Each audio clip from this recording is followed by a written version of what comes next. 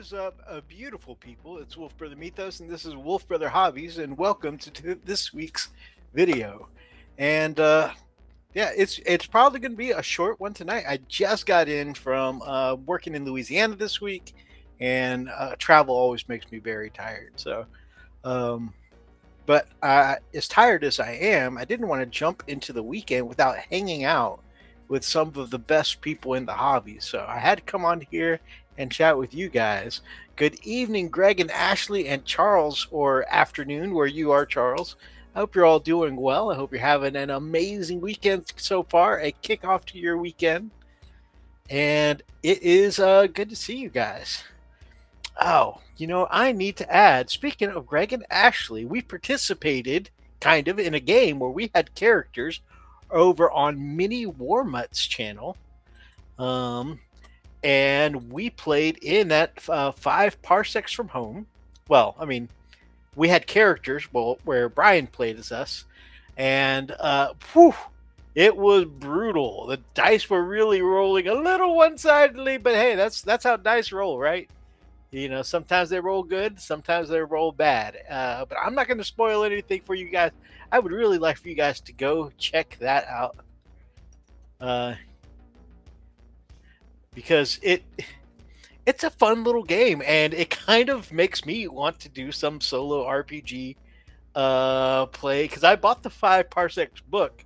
Kind of makes me want to get on it, I hopefully I don't get my butt as kicked as well, I'm not gonna go too far into it because I don't want to give too much away, but yeah, just it is a really interesting game, and I definitely hope you guys check it out. And that reminds me, I am going to add Mini Warmutt's channel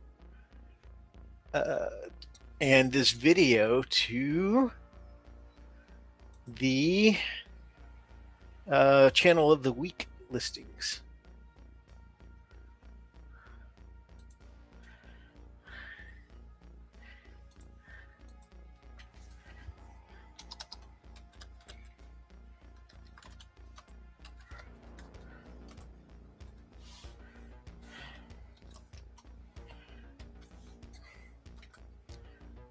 We'll have that specific video up as the one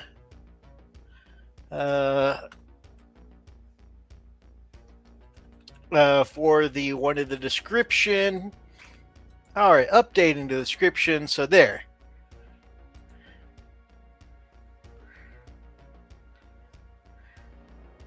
Greg said we have one too, and that is a fun game. Yeah, I definitely want to try it. I might have to do some of that for my channel as well, because I have plenty of miniatures that I could use for that, and it just looked like a lot of fun. And of course, it does seem like, while it's because it's an RPG, right? So there's some bookkeeping to it. The core rules, the mechanics of the game don't seem very complicated at all. And the fact that they're miniatures agnostic, that's the word I was looking for. The fact that you can use any miniatures for this game, lets you mix and match, and this just seems very, very cool.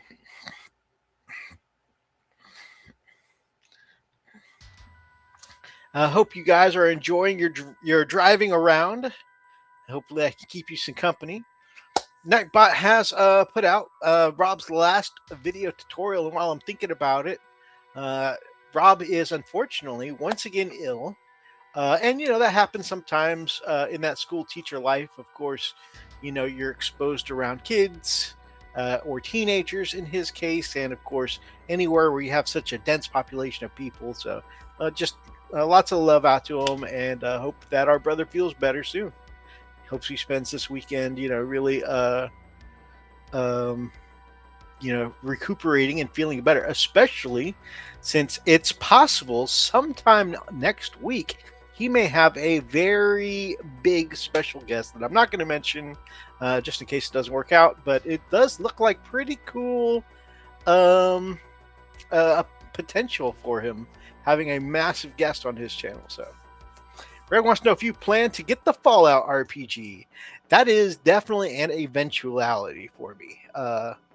My hobby funds are very lean at the moment, but I have been loving Fallout. I've reached like level 20. I think I just hit level 24 or 25 on Fallout 4 right now. I was playing it a little bit when I got back from my trip, because after hours of driving, I just wanted to veg in front of my PC and just, do some gaming. I haven't been able to game all week because, I've been working in Louisiana. So anyway, saying all that to say, I have been in a very Fallout mood, and it would be cool to get the Fallout RPG and try and convince some people to play the game with me. The only thing that, aside from the fact that hobby funds are very lean at the moment, one of the other things that keeps me from wanting to do this is that when you buy an RPG book for a series you love or a franchise you love, and you're the one with the book, what happens sometimes is you bought the book and then you're the one that has to run the game. Case in point, I love the Dragon Age franchise. It's a very cool fantasy franchise. And I bought the Dragon Age role-playing books. And then, of course, I had a massive, a majorly good time running Dragon Age.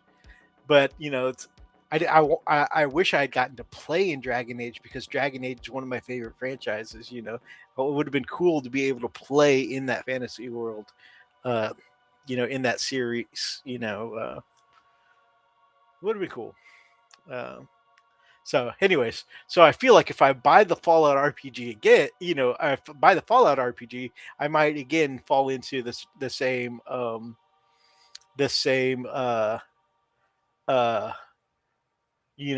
thing of, well, I have the book, and then I end up having to run the game.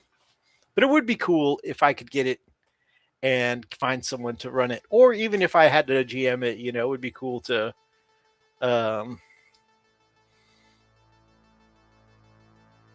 it would be cool either way, whether I could play it or run it. What I really like about 5 Parsecs, though, is because it's got like, it's got randomized tables that you roll on, and there's like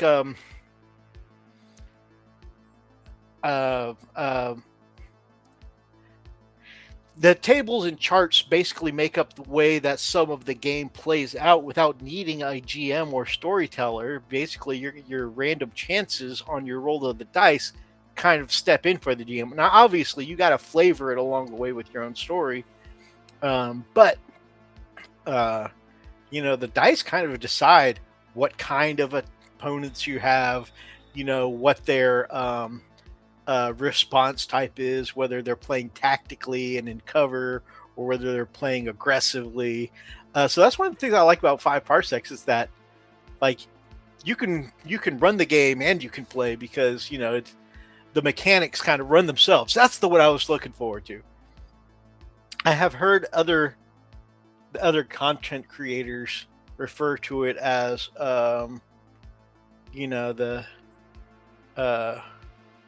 it's almost like the NPCs have their own AI, which I thought was kind of a neat way to compare it to a video game, because the dice and the charts tell you what the opponents are going to do, basically. And so, it's almost like the computer is running it in the background.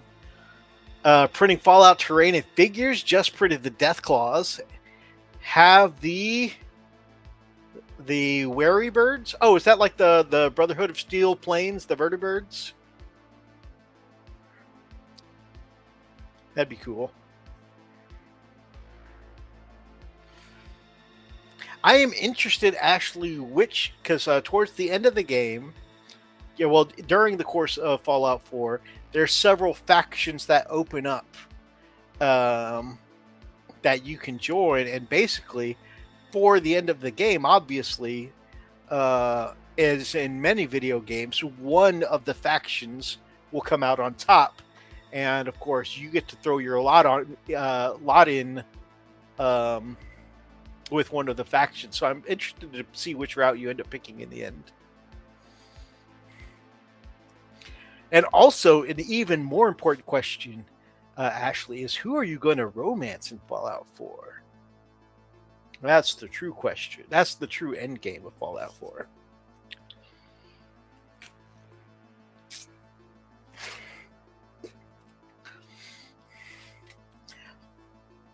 Right now, I have Piper in my party. I had Dog Meat in my party for a while, but now I've got Piper in my party. It's pretty cool.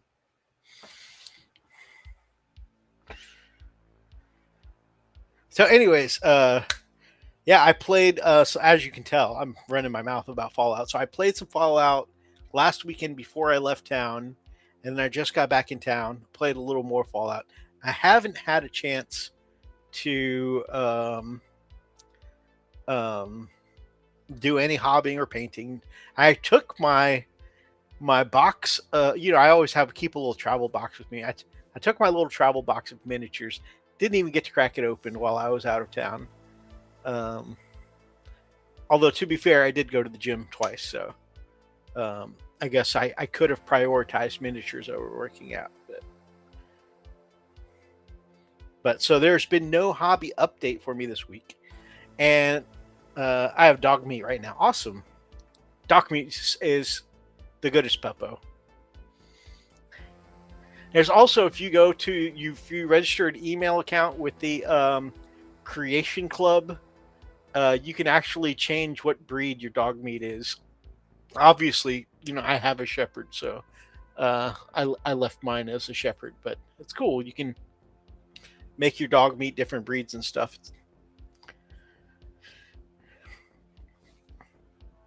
But yeah, so I am still working on. I have the repulsor executioner that I have about, I don't know, halfway painted. That I got it basically, tabletop standard to take to the game. I have the 3 Wolfguard head takers that I'm working on, and also because I have the league that I'm in has escalated from 1,000 points to 1,500. I want to start taking my my impulsor. Although my impulsor is in my old Space Wolf colors, and I kind of would like it in my new one, and so I'm thinking about stripping that one, and so I can repaint it all in the newer Space Wolf colors.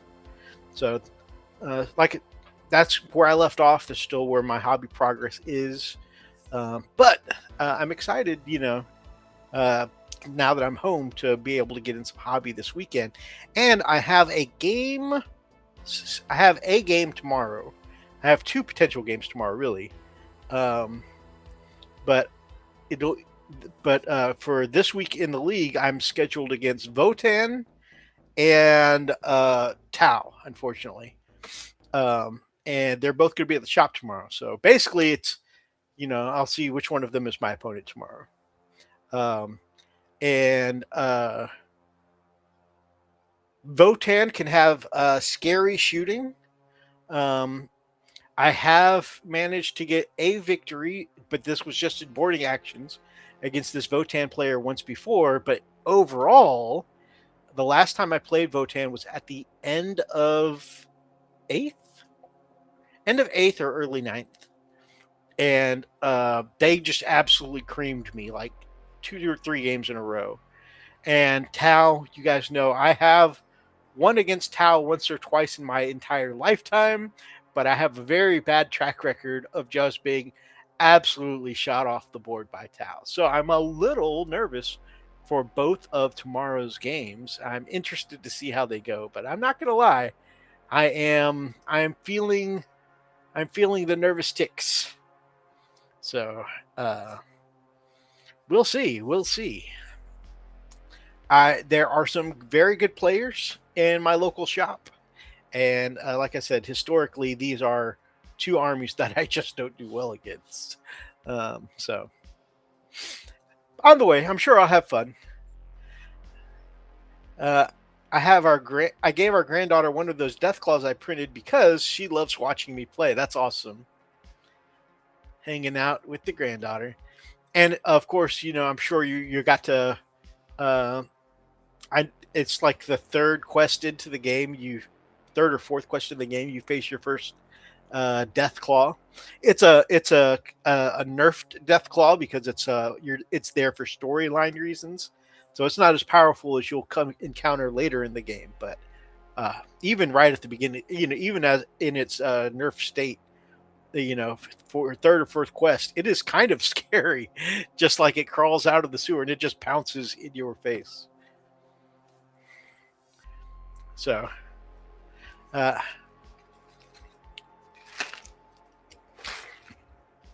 but I'm sure you handled that like a champ.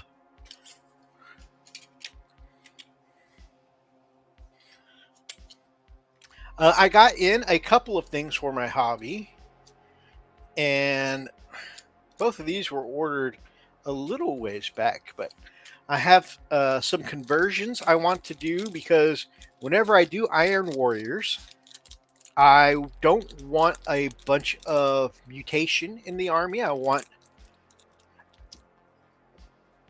the more, iron industrial look for my Iron Warrior. So I have a couple of Gatling cannons here where I can bash some obliterators. And then another thing I got in, I saw, and I'm going to have to look into my history if I can go back that way, but I saw a YouTube short where somebody was using, and I didn't even know AK Interactive made this. So AK Interactive, the same company that makes, paints for our hobby, makes this gunmetal graphite AK Interactive pencil. And they were using this for chipping effects as a pencil, just, going around their model, doing little chipping effects, just leaving little scrapes around the edges. But they even used it to like color in, the sword of the miniature that they were working on. And I was like, I had heard of using a regular graphite pencil, but I was thinking like a number 2 pencil, right? Of using that for weathering your miniature, adding chips and dinks into your armor and stuff like that. But knowing that there's a purpose-made one from a trusted hobby brand like AK Interactive, I was like, I have to give this a try. Now, I don't know whatever reason it was, but I ordered this off of Amazon, and it was like a 2 or 3 week, like estimated delivery time. But seems pretty interesting.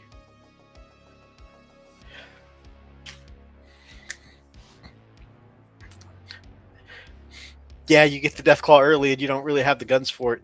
Yeah, they do give you, like if you follow the quest all the way, you do get access to a minigun, but it is a nerfed minigun because again, it's one you're getting at like the third quest in. But also, like, you don't get a ton of ammo for it. So if you don't know that the Deathclaw is coming, and you're just going to town chasing around raiders and holding down your trigger button, and then all of a sudden it pops out, you're like, oh man, I've already used up most of my minigun, which is what I did the first time I did that mission. I wasn't expecting it, and I was like, by the time the Deathclaw popped out, I'm like, oh, well, what do I do now? I ended up using the last of the minigun ammo, then like the pistol and pipe rifle ammo that I had, which still wasn't enough, and then I ended up in my power armor beating it with the baton for the last couple of hits, which thankfully worked. AK has paint markers too. Yes, they do. I have the AK Interactive gold paint marker, and they're black, which is interesting. The black is not as opaque as I thought it would be, which I guess is always better that you can add more because you can't take away, right? So this one I actually have to use more layers than I expected. And then I also got their silver. And man, when I'm doing things like vehicles and stuff like that, being able to have the silver in a marker form to just be able to do out like, pipes and, your little like vehicle details with a marker, super handy.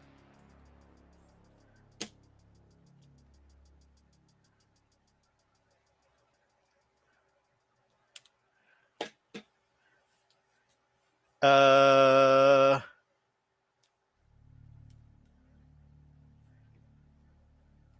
Sorry, got a clue. What did you say? I don't know what I said.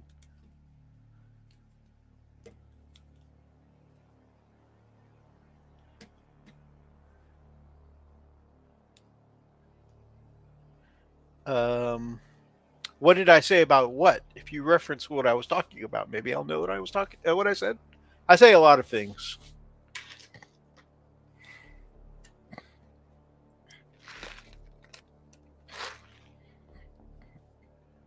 But if you give me the context, I can go back and try and revisit.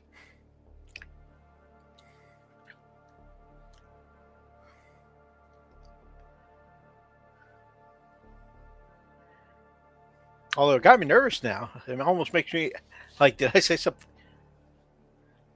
Well, right, about the Fallout. I just.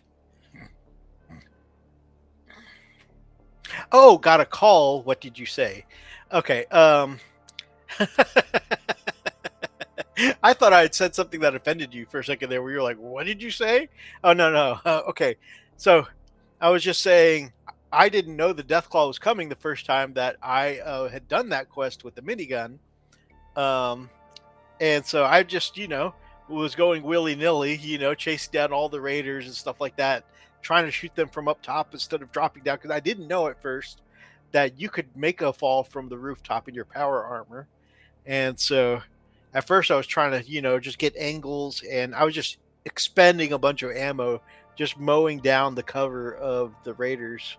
Eventually I dropped down to chase off the last one or two, but by the time the Deathclaw popped up at me, I had almost no ammo left for the minigun.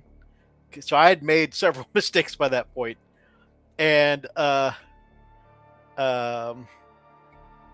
So I just used up that last little bit of minigun ammo, threw it down, pulled out my 10 millimeter because that's the first gun you get, emptied out all its bullets, threw it down.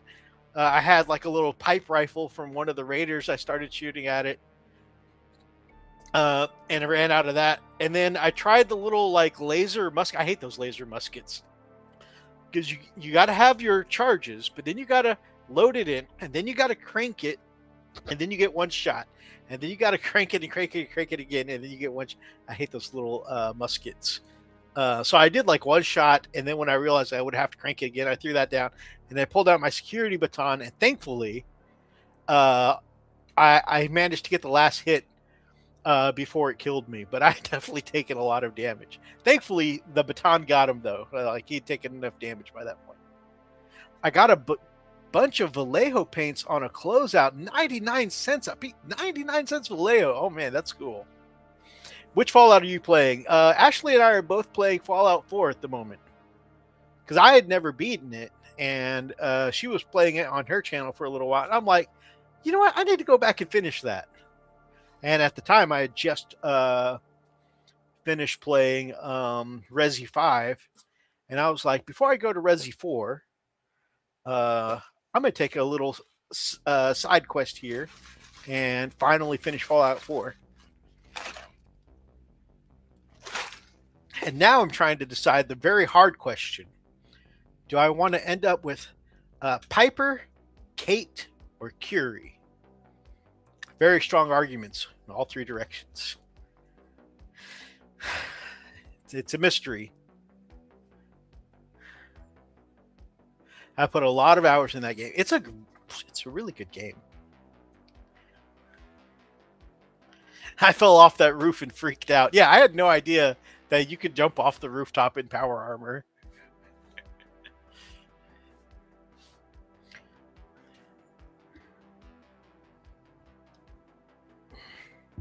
I saw that you could get the they had added in the Chinese stealth suit, and I used the heck out of that in Fallout 3.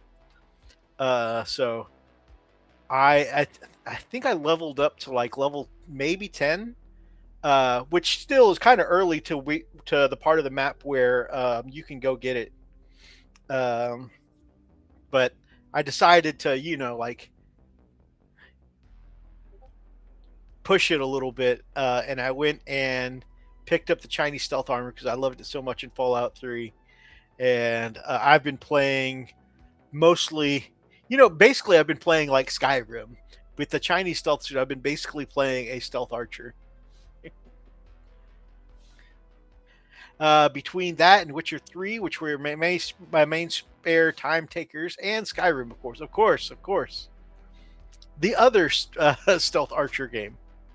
I say stealth archer, but of course, using sniper rifles.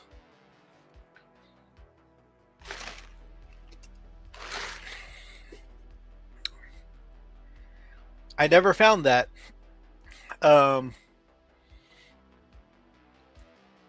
I only knew where you could get the Chinese stealth armor because it just popped up in one of the YouTube shorts I was watching. They were like, with the release of the anniversary edition, Fallout has released this Chinese stealth armor. If you want to play a stealth build, we recommend this. And I was like, oh, hey. It's so crazy because, like, when you talk about certain subjects, like your phone is listening to you all the time, and you talk about something, and those videos will start popping up in your YouTube shorts and feed and stuff like that. And so, anyways, I guess I've been talking about Fallout a bit lately, and it's popped up into my recommended YouTube shorts.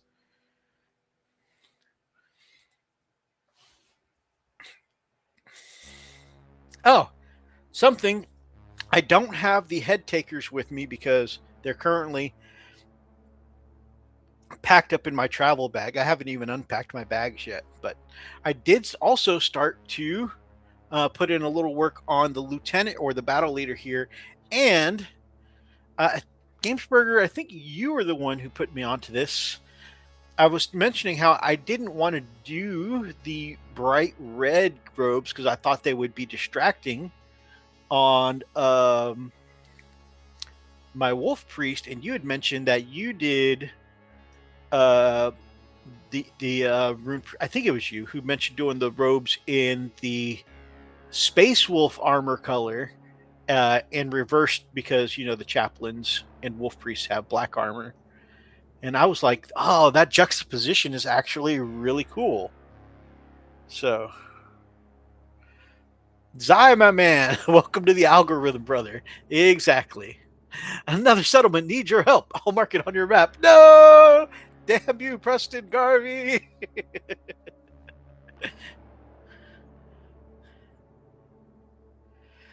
Greg said, at least you're training your phone to go in the right direction. I mean, that's true. That's true. So, yeah, it's still more blue than blue-gray because I haven't done the highlights on it, but I do have down my base color. And, yeah, I think that definitely is giving it the pop I want, without I thought doing it bright red robes would really kind of take away from the color scheme I had for the rest of the army. So I think that one is a really good compromise. Zai, how are you doing tonight, my man? Man, brother Zai or Sonic there in the chat sent me like a couple pages of lore for his Space Marine chapter, which was really cool.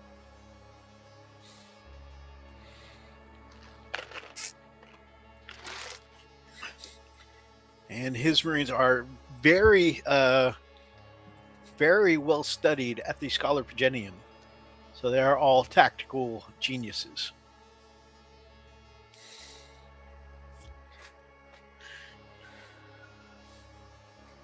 So that's what I've done. I added the head taker that I'd last worked on and told you just basically needs his basing and power weapon effects. I went ahead and did steel on the blades because I always notice if I have the steel color underneath the power glow effects, the colors come out a little more vibrant. They're a little more dulled down when I put it over a black base. Plus, until I get to the stage where I'm ready to airbrush the weapons, it looks a little more completed. I couldn't get through the Kraken Blood audiobook. The narrator's just way too dramatic. I hate when that happens. I come across that sometimes with some of their audio dramas, where it's like a reenactment. Some of the stuff is like almost reenactment style, and it can get very kind of over the top. And for the next head taker, will you zoom in this time? Yes, no, maybe so. Yeah, okay, that actually is working out okay. I have one of these Grey Tide Studios with the curling Viking horns. And I say Viking because, it's like in games and stuff in fantasy, it's themed that Vikings wear horned helmets. But I know, some of the more studious out there may say that, well, there's no historical proof that Vikings wore horns on their heads. I think it looks cool. And from a fantasy standpoint, it's a fantasy Viking aesthetic. And I just wanted it on my head takers. So. Zai says, I was cursed with the boon of a friend that will let me freaking ramble at them without interruption. Hey, I enjoy. It's good that you have friends like that because I always enjoy. I'm just using the card, guys, to put my camera back in focus. Little chibi Black Rose Dragon. Still a little blurry. Can we do it one more time?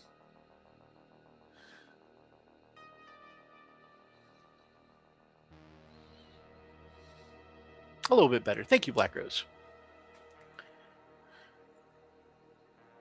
Them are ram horns. That's chaos, brother. No.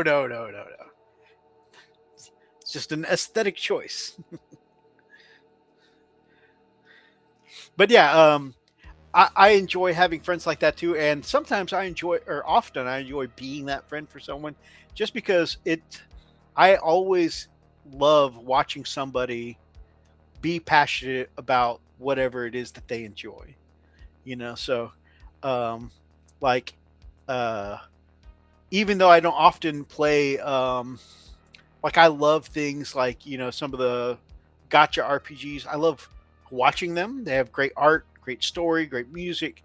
I don't play them very often myself, but I love hearing like my daughter or my brother talk about them because they get very excited and into it. And that kind of gets me excited for them and makes me want to play them, even though those aren't often the kind of games that I play. But I don't know, there's just something about hearing somebody just impassioned about the things that they love. I don't know, I find that really, it's easy to get caught up in the enthusiasm. It feels good. I have some of the Grey Tide bits. They've added some good flair to my wolves. Exactly.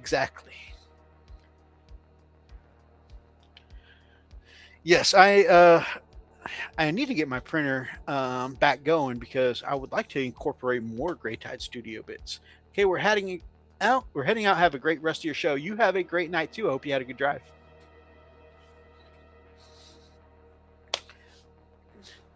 So that is basically my hobby update. Like I said, I haven't done too much other than play Fallout, and I did a little bit of chipping away at the priest here. And basically, I just silvered the weapons and did the helmet on a couple of head takers. But hey, some progress is better than no progress, I guess. As far as this other head taker's helmet, I think the only thing I'm lacking is I need to do the magenta eye lenses. And yeah. And then I think that head taker is just about done. And then I'll just be the third. I've been working on my minis for Warriors of Athena, so a lot of Greeks. Very cool. I always love Greek-themed aesthetics. Speaking of Greek-themed aesthetics, I did a commission of Firstborn Minotaur. Well, some Firstborn and Primaris mixed Minotaur back in the Dark Imperium times.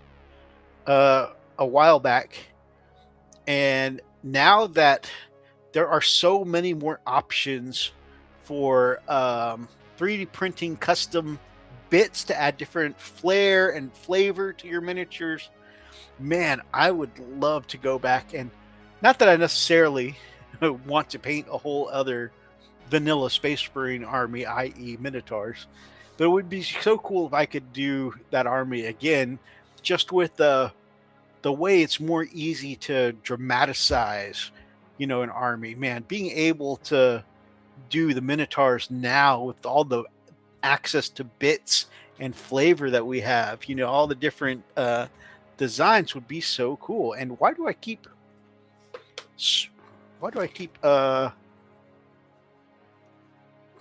my camera keep going blurry?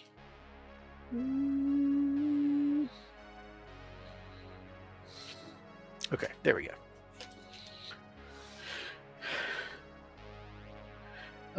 No physical hobby progress for me. Waiting on magnets for my days off next week to start working on my Kador for Journeyman League in War Machine. That is awesome. I plan on next check ordering some more Gorilla tape, double-sided tape, for the magnets to go underneath the bases, so I can finally start magnetizing up my newer Space Wolves army like the old one is. Admittedly, when I take them to the store right now, they are kind of sliding around in their tray, which is not very good for the miniatures. In fact, I think I need to repair one of the little, crosses on top of their backpacks for like one of my pack leaders or something. But I need to fix that soon.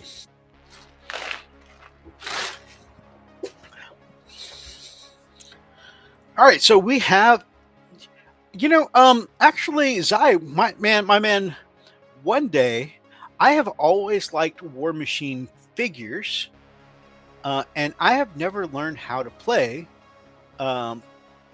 Perhaps someday I can, if one day you and I have some time in the future, Ben, maybe you can show me the ropes. Of course, that's exactly what I don't need, is another miniature addiction, but Darklight Dreamer. I was just talking about you, brother. Speak of the dreamer and he shall appear.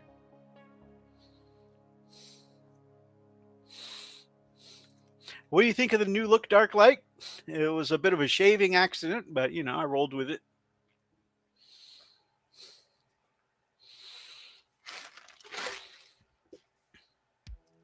What did you miss? I want to quote Zai specifically on this because I like the way he says it. I was cursed with the boon of a friend that will let me just freaking ramble at them without interruption. And I was talking about how that's often the kind of thing that we like, is being able to listen to someone who's just super excited and enthused about the thing that they love. And in his case, he was talking about lore he had for his Space Marine army. But yeah, just in general. And I use the case of like, the gacha style RPGs like Genshin and Wuwa and Honkai and stuff like that. And I love watching them. I love the trailers. I love the music. I don't actually make time to sit down and play them very often, but I love everything about them as far as like I said, their aesthetics, their sound, their story. And I love hearing you and Ace talking about them because I find it A, very interesting, and B, excited it makes their fans, And just like that with everything. Like when somebody's very passionate about something, I want to hear more about it because I like hearing about the things that make people so enthusiastic. War Machine is significantly cheaper than 40K, and we're starting a Journeyman League in May. Perfect chance to learn and build an army. It would be. Although Hobby Times is very lean right now. Very lean. But I may show up just to, watch and maybe, just observe and learn a little bit.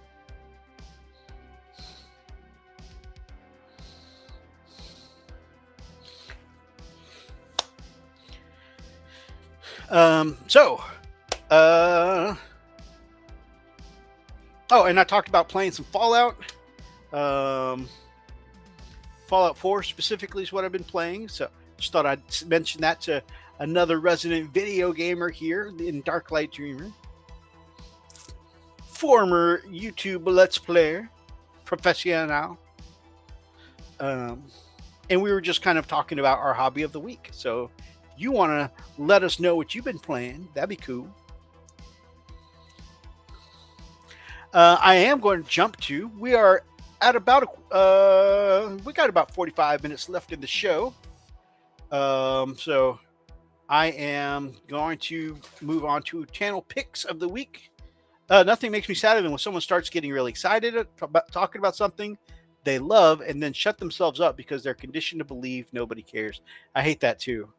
It really makes me sad. And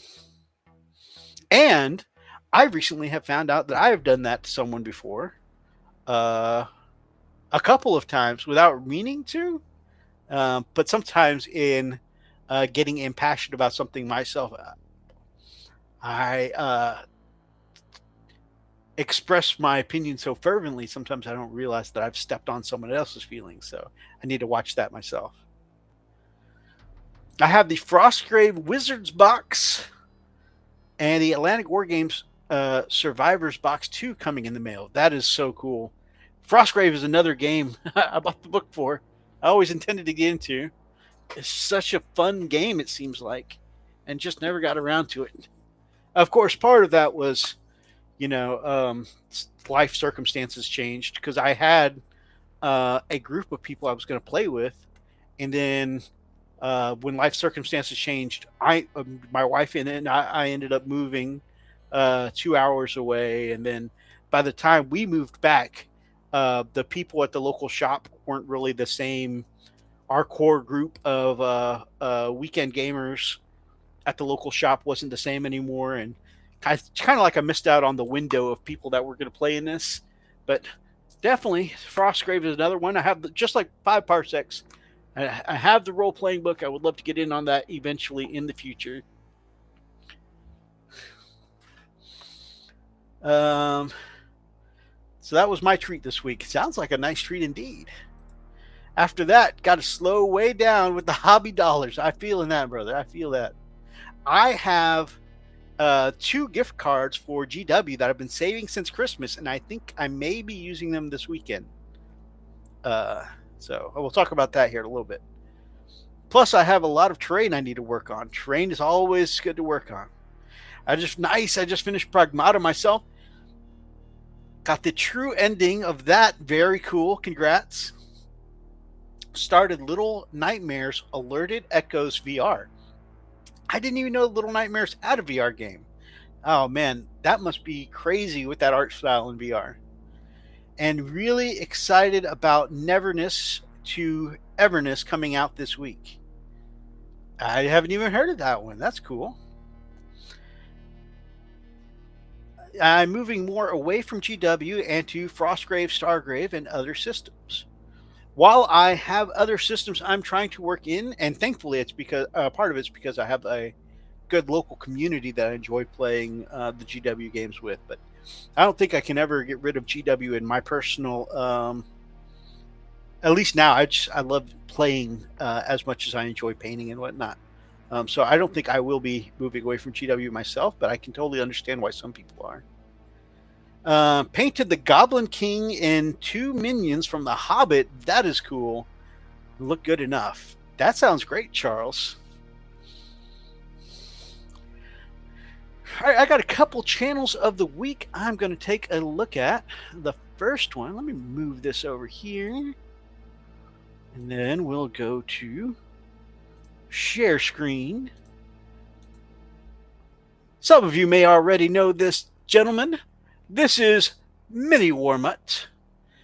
Very cool channel. And you can see, really been getting into the solo RPGs. And in this, we mean solo tabletop RPGs. You can tell he's been playing some of Korg, a solo RPG playthrough, against the Alone Against the Zone. 5 parsecs from home. And of course, all of these things have the same kind of like mix of tables and rules and dice that'll let you, even though you're solo playing, the game kind of runs itself. It's almost as if, you know, the tabletop version of having like NPCs that act on their own. Obviously, you still have to move them yourself. You have to roll the dice for them, but like there's definitely a pretty good tabletop analog of being able to play a solo RPG. Jack Rocket solo RPG, more 5 parsecs. 4 Against the Darkness, that's the other one I was looking for. 4 Against the Darkness is another one he's been enjoying a lot. So the solo RPG content has been very cool. It is cool to see the way the games go. And you can definitely tell he's just running the game according to the dice and according to the books. You know, he's letting, so it's not like playing against himself at all. He's letting, you know, the system dictate what's going on. And you can definitely tell, like, some of the things just don't go the way he intended. And it's kind of funny to watch, but it is also very neat to see.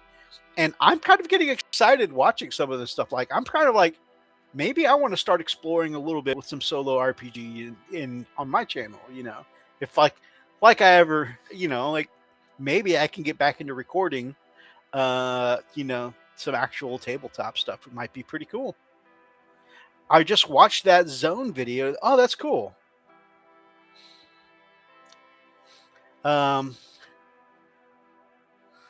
So the one I have linked down in the description is for his video of the week is this one, the Hellhounds versus the Twilight Butchers. The Hellhound is my team with myself as Sarge. We've got Charles Lemaine.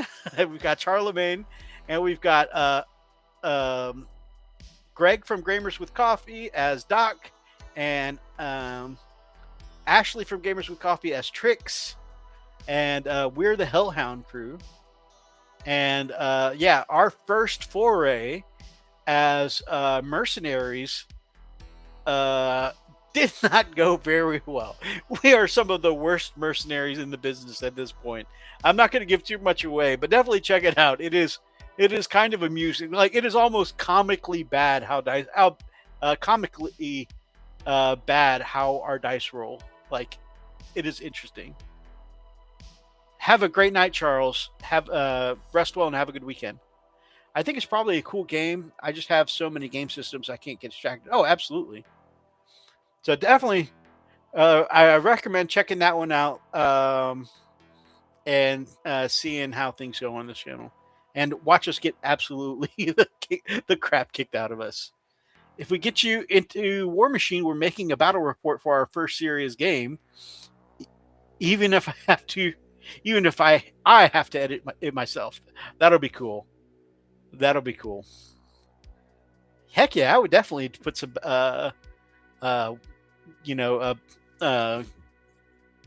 Machine battle reports on the channel if I ever learn it. That'd be fun. I'm not. I haven't intentionally stopped doing the battle reports. The only problem is that like Atlas and I live about 2 hours apart now, so we don't have nearly as much time when we get together to film or meant to play. And so I kind of record like a few second clips to put into Discord and whatnot. But like actually setting up the stuff to do a full on record a battle report is just like, we're trying to get through the game. And you guys know how it goes. Sometimes it often takes way longer to record a game than it takes to play a game if you're trying to do a battle report. And so like I may just do a quick like round by round so I can, like I said, toss up the clips in the Discord or the Facebook group or whatever. But as I haven't intentionally gone away from putting up battle reports, it's just you just got to be able to set such a large part of the day aside for it. And I'm not the fastest player to begin with, but being that War Machine is a smaller, more skirmish style game, I don't see why we couldn't battle report that. I'd be happy to edit something like that. That's why I don't play 40K anymore actively. I can technically, drop 2K of knights if I try. Oh, that's cool. Oh yeah, and then of course editing too is going to take up time. You're absolutely right, Gamesburger. So that's why. Oh man, I think it's been. Actually, I think it's been since last January since the last battle report was up on the channel. It's been a hot minute. And don't get me wrong, I still really enjoy playing Warhammer. But because it is a game that does take a longer time, it is much harder to video record it. Neverness to Everness is an open world action gacha like WoWa. Oh, that's NTE? That's the one you sent me the other day. That we were like, only a couple days till this comes out. It didn't click in my brain until you abbreviated it out. It's like if WoWa had a baby with GTA, with cars and apartments that you can customize and furnish city life activities you can do. I was like, I haven't even heard of that. I literally just watched the trailer for that like yesterday when you sent it to me. It just didn't click. Business. There are businesses you can run and expand for passive income, all with a story where you're a supernatural hunter. That sounds so cool. Gamesburger says, I like the narrative style bat reps that Peachy does, more story and less mechanics. Makes a good point. Yeah, sometimes when you get really bogged down in the mechanics, it can take away. Some people like to see every single dice roll, and some people kind of would rather see the progression of the battle or the story to it. So, yeah, it's a very split topic with what people prefer, but I myself more prefer the narrative style as well. Now, I unfortunately usually land somewhere like in the middle by the round by round recaps because the viewer and the person editing likes the narrative kind of thing, but the me that shows up on that day to play wants to play the game, and so I end up with just like a round by round recap kind of style. And so, anyways, long story short, it ends up, even if I start the game with the best of intentions of this is what's going on in this battle, I'll start it with those good intentions, and then it'll end up as gameplay, by like round and round recap stuff, and like, this happened over here, and these people died, and this stratagem got used, and that's because like I'm in game mode, right? And then at the end of the game, I'll remember that, the narrative part, and I'll go back and I'm like try and tie it together with the story. And yeah, I definitely am not a super practiced person at doing battle reports because I've not been able to merge gaming mythos with,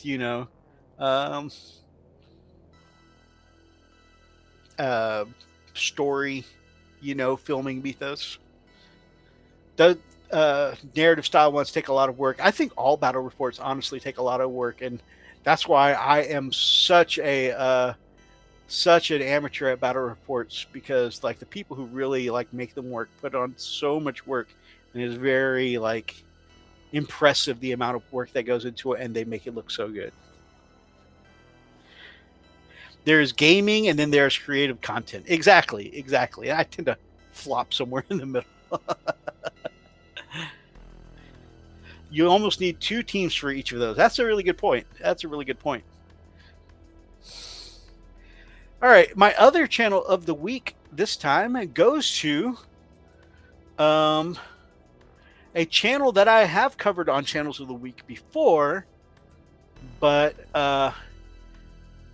bringing it here for a special reason, and that is because we're going to pop down articles and art. You'll see here it says Fog of Gore is no more. And that is our shout out to this amazing kit bashing absolute legend is retiring his YouTube channel for a variety of reasons. But I definitely this is also so both channels of the week this week are tagged as specific videos down in the comments or down in the description below. So I definitely recommend checking them out. But it's always kind of sad to see one of your favorite YouTube content creators, that stop creating content. This one, though, I mean, I'm thankful that there is a goodbye video. Sometimes, you're like 2 years later and you're like, man, I haven't seen this content creator in forever, and whatever happened to them, you go look up and they just haven't posted in forever. And it's like, at least there's some closure here. Thank you and goodbye. It's bittersweet. It's kind of sad. But boom, boom, boom. But definitely, if anyone here has ever enjoyed any of the Fog of Gore kit bash videos or anything like that, definitely recommend, stopping by his page and, posting a thank you or goodbye. He's done some amazing builds over the last, couple years. But like some of the builds he does are just so crazy and cool. And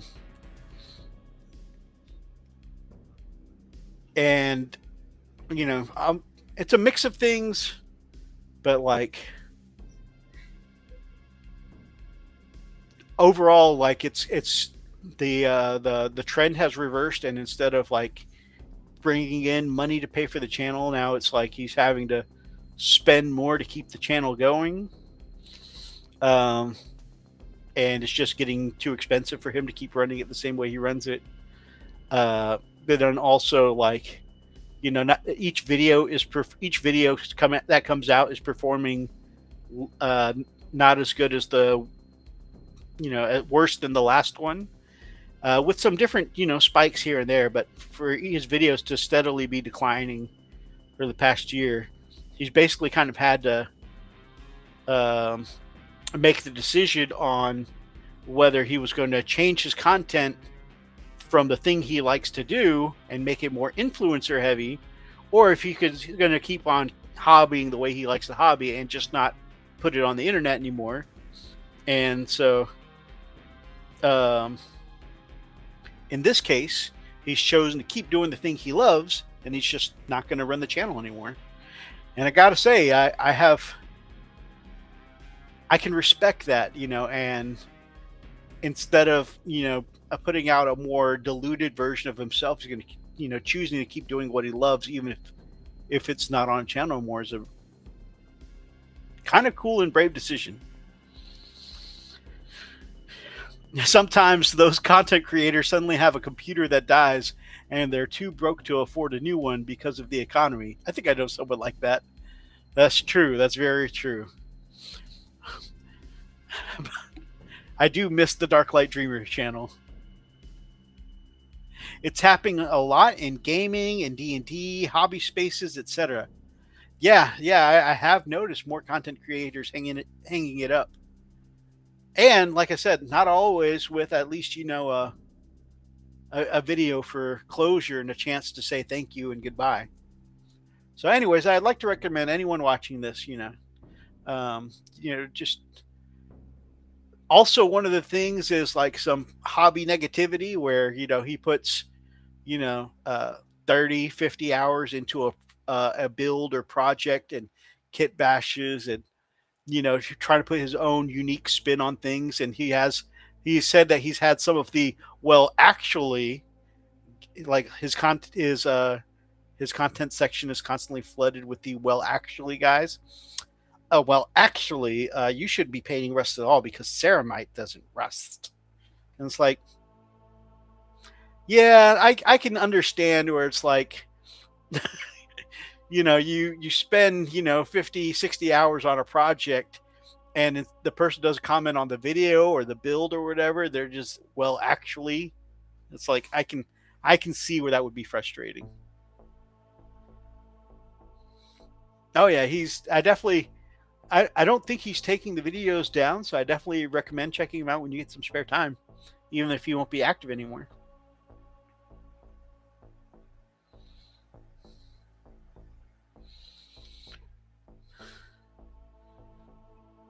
So, yeah.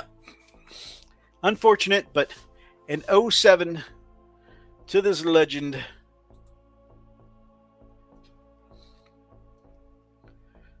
Oh, in fact, where's my comment? I was going to leave an 07 under my own comment, so I wasn't just be spawning up a new comment, but I guess I will leave a new comment.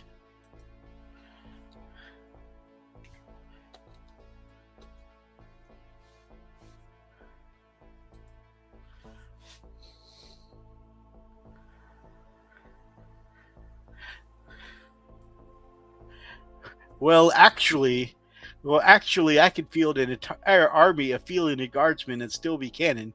Your criticism of my kit bash is irrelevant. You know, it's funny you mentioned that. I have a squad. I have a YouTube short of where I'm displaying the 30 Felinid Kazarkin that I painted up for my army, and that short about the Felinid Kazarkin is like my best performing video by far on my channel.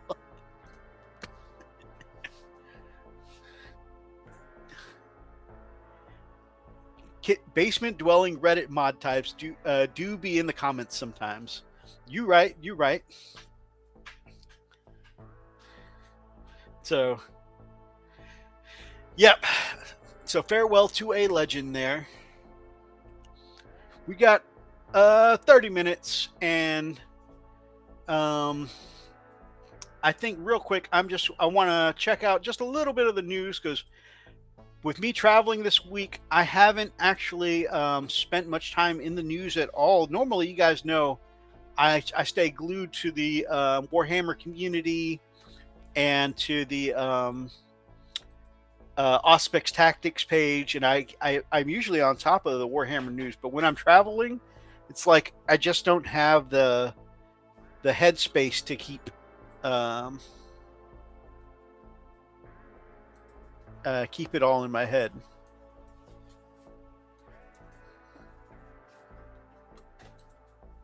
Okay, here we've got the Sunday preview. So this is everything going on pre-order in the morning. And the first one is Commisar Yarrick. The legend returns. I kind of want him. Actually, I want him a lot. At the very least, just to paint him. He's an absolute legend, and his new model looks so cool. But I don't know if I'm going to get him right at launch, and I'll tell you why. Well, the nasty stuff out in the 40K, with all the nasty stuff out in the 40K universe, you're sure there isn't something that can make Ceramite rust? Exactly.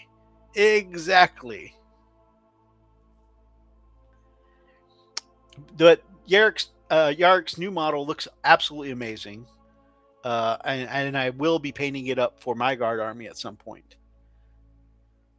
So that, if you guys want to get in on the first wave of the return of Yarrick, he goes up for pre-order in the morning. And in the morning, I'm making waffles. The new Wazdaka Gutsmech, the coolest new war boss on bike. Although I still have the old war boss on bike, and in a friendly games, you know, where my opponents are okay with it, I really like my Forge World model, and I never get to break them out anymore, and I'm probably going to be running that in its place for a little bit. As long as my opponents are okay with it. But this is such a cool new model. Very dynamic war boss on bike. A very notorious one with Wazdaka. That's where the color Wazdaka Red comes from. He comes out highly detailed, and you can even, if you have a lot of orc bikes, or if you just want to play a lot of orc bikes, he even makes, not only does he do a good bit of damage himself, he doesn't lead bikes, strangely. He's a lone operative, a very cool lone operative, but he does make your bike choices troop choices, which is cool. So you can actually field a whole lot of bikes if you take this guy in your army. And yeah, it's like green white scars, you know, or super mutant white scars. Now this is what I'm considering using my gift cards on in the morning. Commisar Graves, you get a 3-for-1 here. You get this awesome customized Centaur vehicle named Vigilance, with all of its bling out, like the Imperial Eagle at the front, Commissar on top, the flag, her retinue here. Then you also have a standalone model for the Commissar, all in the same box. Now, this is going to sound weird, but I want to get this, but I don't want to run this because the stats are actually kind of disappointing. What I do want, though, is I want to be able to put Commissar Graves with my felinid Kazarkin, and put her in a generic Centaur, and have them hop out and shoot a bunch of stuff, because you can these are open topped, so my felinids, my Kazarkin, can be shooting out the top with the Commissar, and then this will protect them, and then later on they can hop out and do even more. And I think don't get me wrong, the generic Centaur looks cool, but hers just looks so freaking pimp, and I definitely would love to add that to my Astra Militarum army, even though it's in the Inquisitor colors, obviously, or Commissar colors, Inquisitor colors, the same red and black. Yeah, so like color wise, it's not going to fit in with the rest of my army, but I think it'll be cool because it'll give it kind of that stormtrooper kind of vibe. And like I'll have a dedicated way to play my Kazarkin, my felinid Kazarkin, so that's going to be cool. So that is what I'm looking forward to use my gift cards on in the morning. That is going to be such a cool addition to my army. The Commissariat. Yes. Thank you. When you have to defend Armageddon at 2 p.m., but maneuver around France at 4 p.m. Exactly. We also have the new Dogmata Superior for the Sisters of Battle called Intranzia Fraye. And I haven't looked at her rules at all. I have heard in a YouTube short somewhere that she is going to be an absolute meta choice depending on her points, because I don't understand the context because I don't currently play Sisters. I have a Sisters army still new in box that I need to put together and paint. But since I don't currently play Sisters, I don't understand the context of this. But apparently she fills a role that Sisters do not have in their army yet, and so she will be in a meta pick going forward because of her filling that niche. And again, I don't know the context to it, so I'm really kind of talking out of my ass, but that's what I've heard someone say. In contrast with the people that demand every bottle be made and painted according to the lore, I wonder if anyone has ever had a building painting competition make the most creative out-of-the-box builds using parts from various models. So in some of the, I haven't seen any specific competitions for that, but I have seen where some people have taken some of the one, I think Golden Demon is the official, whichever one is the official GW, painting competition. Those ones have to be 100% GW. But like the other one, I want to say like the Crystal Brush and the Slayer Sword.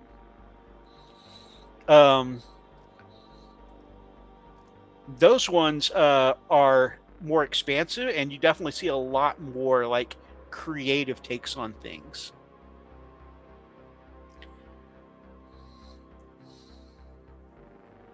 Intranzia Fraye, they absolutely leaned into the Transfidor joke.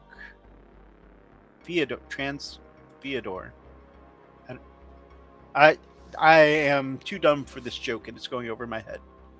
Like combining parts from various models or vehicles to make completely unique, non-lore accurate models.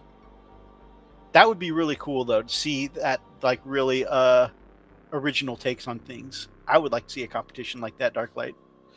A Dogmata is a spiritual exemplar of the Adeptus Sororitas and personification of righteousness. She leads her fellow sororitas in war hymns, and Dogmata advances stoically into battle. From the Lexicanum, like a chaplain for the sisters, maybe. That's cool. And I think they have had a Dogmata model before in her little walker, though, I think is what makes it unique. I'll DM you. Okay, cool. She lumbers into combat atop her majestic walking war engine, the Throne of Blame. That is kind of intimidating, the Throne of Blame. Providing mobile fire support for the rest of her army, she's only too happy to smite the enemies of the God Emperor from her elevated position. The famously intolerant Dogmata Superior fearlessly leads her contingent of battle sisters while keeping a watchful eye on their performance. That's cool. The new Inquisitor Kroyle, which looks pretty interesting. Some people, this is a very Marmite kind of miniature here, because I've heard some people that really like it for its weirdness, and then I've heard a lot of people say it's just too weird and over the top, and don't like it at all. They don't like it at all. I like it. This weird kind of alien steed. I like that they really leaned into the alienness of it. I do prefer the masked version because, man, that steed needs to see a dentist.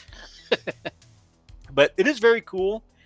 And again, I know they put out the rules for it this week. I haven't looked at them myself. I do have them pulled up here somewhere. Maybe we'll take a look at that. But I think the model's neat.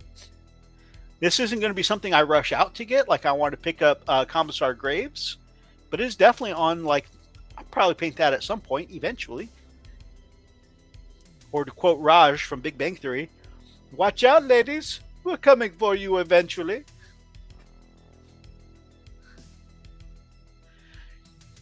And then, of course, if you like the new vehicles, such as the Hippogriffs and the Centaurs, and, of course, it never hurts to get another Rogel Dorn or some troopers in battle.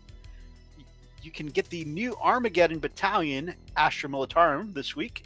Also going up for pre-order in the morning. So, yeah. I know lots of people are looking forward to getting these new miniatures. The transport, a lot of people are looking forward to. And these scout vehicles, people are looking forward to. In fact, I saw one of the guys in the Discord for our local gaming group said that he has Renegade Astra Militarum, and I think these come in squads of. You can take them in squads of 2, and he plans on getting a full brace of 6, so he could just like absolutely, move across the battlefield and start trapping people in their own deployment zones, which would be kind of neat. And then, of course, less popular is the Orc Battalion. But if you're a person that wants to play a lot of Def Coptas, and of course there's the War Trike, and I don't know how it'll be in 11th edition, but for 2 editions now, this Rucka Truck Squig Buggy has been pretty rough, or edition and a half maybe.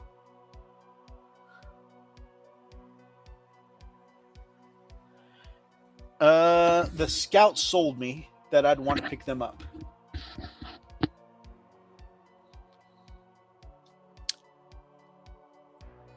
The Scout vehicles for the Armageddon set?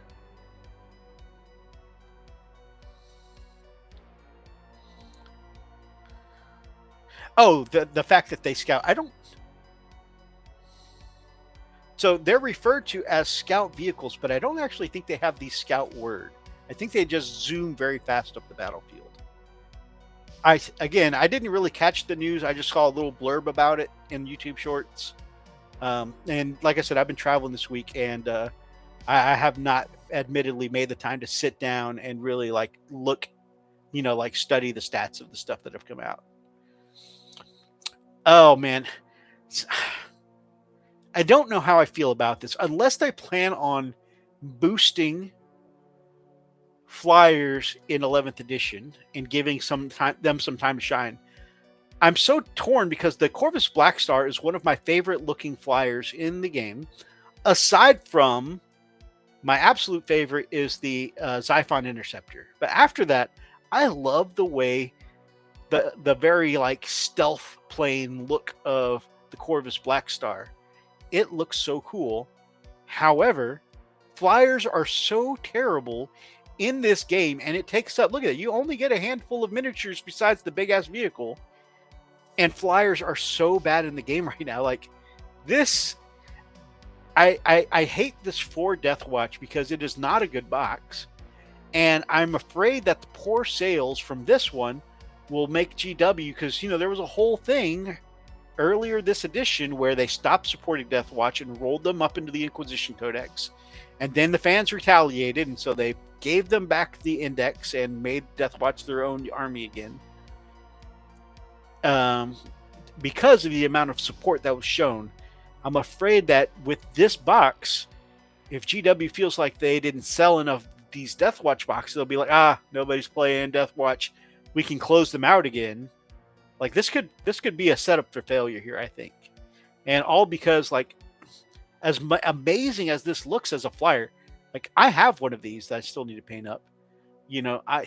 I love the Corvus Blackstar, but it just doesn't make any sense to put it in a box when all of the flyers are intentionally underperforming, because the way the game is balanced, they are intentionally not balancing flyers. Big fan of the Corvus myself as well, design-wise. Yeah, it looks great. Imagine this. Oh, man. Okay, so my brother and I are big fans of Darklight. My brother and I are big fans of Mecha. Could you imagine this thing as a Transformer, Darklight? How cool would a Corvus Blackstar be as a Transformer? Yeah, the Scout APCs, they look like APCs. I love them. They look amazing. Yeah. Death Watch were the first minis I ever painted. Okay, that's cool. Sorry, I attempted to mute, but I didn't hit the button in time. Death Watch, I have some Death Watch minis here. They were one of my earliest commissions. And then, eventually, this gentleman got out of the game, and I bought some of the Death Watch back off of him. That would be sick. Yeah, exactly. I'm still partial to Dark Angels. The Dark Angels Dark Talon. It's a freaking flying cathedral. I mean, that's true. It is very cool. And of course, we got the Armageddon Battalion, the Adeptus Sororitas, which is a great set because all of this is good, right? You've got the Palatine, which is great. You've got 3 Nundums. You've got the Repentia, which are freaking blenders. But then you've also got some of the nuns in training. I can't remember what they're called, but their Initiate Squad, which is, they were previously a kill team only purchase, but you can get the Initiates now in this box with some Repentia. You get a Canoness, you get the Palatine, and you get 3 Nundums. Like, this is a great value box for Sisters. Like, you could easily start here, put in some battle line and a couple of tanks. You got a pretty solid army.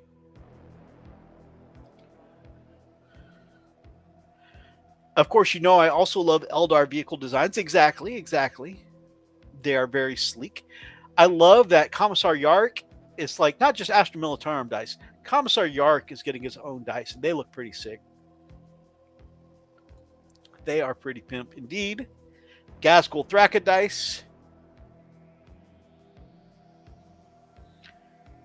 Free Buddha's Code going up for pre-order in the morning. Death World. World Ablaze. Lots of books going up for pre-order in the morning. Legends of the War. An Orc Omnibus.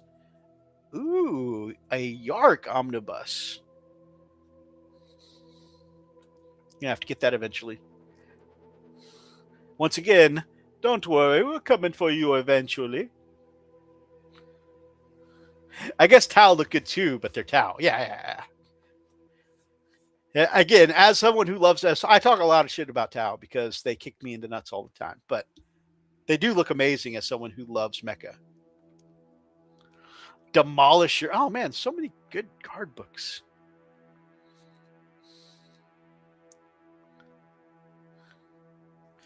Okay. So Dems the pre-orders. We got 8 minutes left.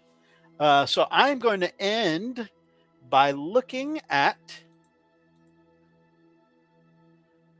We're not going to get into detachments and stuff because that's going to take more time than I have. But what I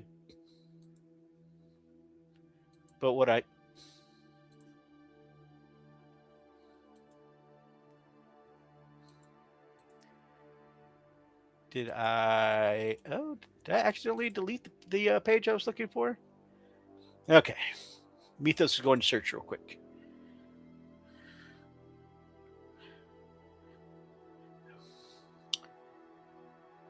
We do a quick search. There we go. Of course, as GW hypes us up for 11th edition, they've been showing us one model from the new box each week, and this week it is the Jump Chaplain. And it is a spectacular looking chaplain. And okay, I'm gonna like the orc side I have been like really pleased with. The orcs have looked cool. I'm a little concerned that the knob for some reason has just a regular choppa and not a power claw. That's not how that goes. So that is leaving me a little worried. But overall, I love the orc side of the box. But let's admit it, if you already have Space Marines, now, if you're getting into Space Marines for the very first time in 11th edition, this is a great box. But so far, what we've seen is a basic intercessor with a new helmet. We've seen a Jump Pack veteran who literally has no more, like, aside from a very, not even a fancy, a very generic blank looking loincloth, looks exactly like the sergeant for a Jump Pack intercessor. Same weapons too, sword, plasma. So no bling whatsoever on, like, if you look at the old veteran kits, they have a lot more ostentation, a lot more decoration showing their veteran status. But this one was very undecorated. You really could not tell the difference between this, the Jump Pack veteran and Jump Pack intercessor sergeant, other than the little bit of loincloth. But this chaplain here is very decorated, lots of flavor, very specific to his role as a chaplain. You know, he's got the very easily identifiable greaves that are like lined in the same kind of panel lining they all have. Of course, the very cool skull helmets that the chaplains are known for. You know, you've got lots of places for things to be trimmed out with. There's, you know, the rosary beads there. There's like some kind of gold trim here.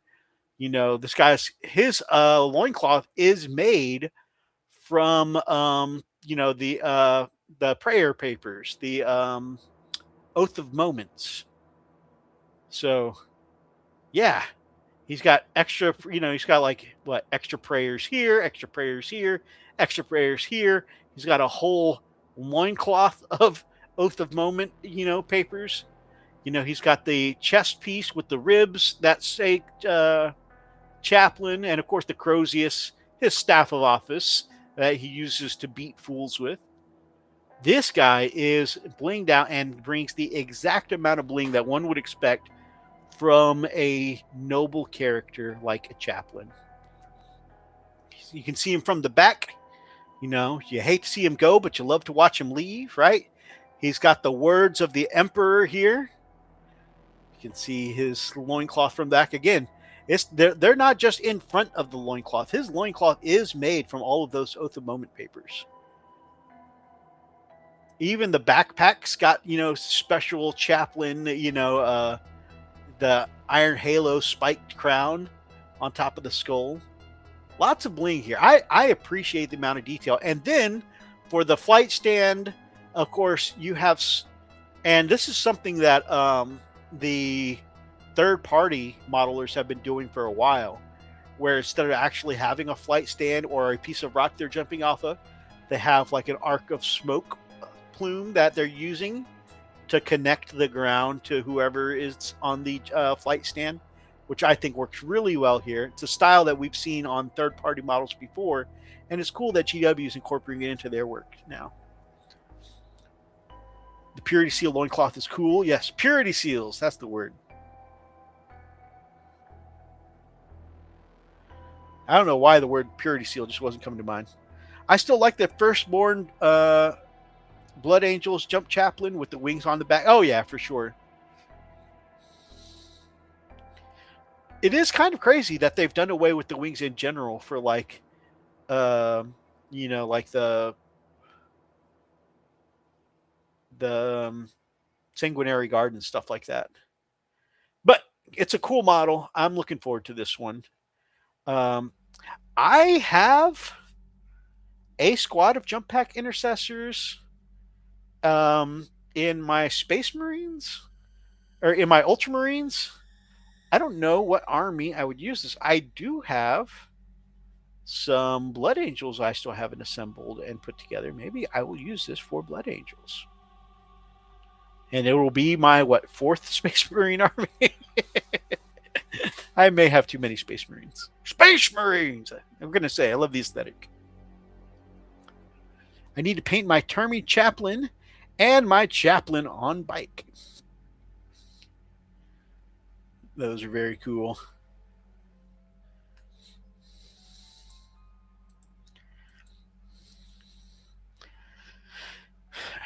All right, and that brings us to right at 8:59. Brings us right to the minute, the end of our show. I hope you guys enjoyed the show tonight. I was feeling super just like tired from my travel, and I was like, man, I'm not sure I have the energy to do the show, but chatting with you guys about hobby stuff that I absolutely like, I freaking love this stuff, and it just gets me excited and engaged, and you can see I'm feeling much more energized than I was at the beginning of the show. So thank you guys for helping me start my weekend off right. If you guys like tonight's video, please make sure that you grab up an axe and smash that like button in the name of the Emperor. Drop me some comments down below, and feel free to be part of any of tonight's ridiculous conversations. And if you guys are not yet subscribed to any of the friends down in the link tree, Friends with Wolf Brother Hobbies, and if you're not subscribed to this guy, we would love to have you as part of the pack. So subscribe. Until next time, guys, stay frosty.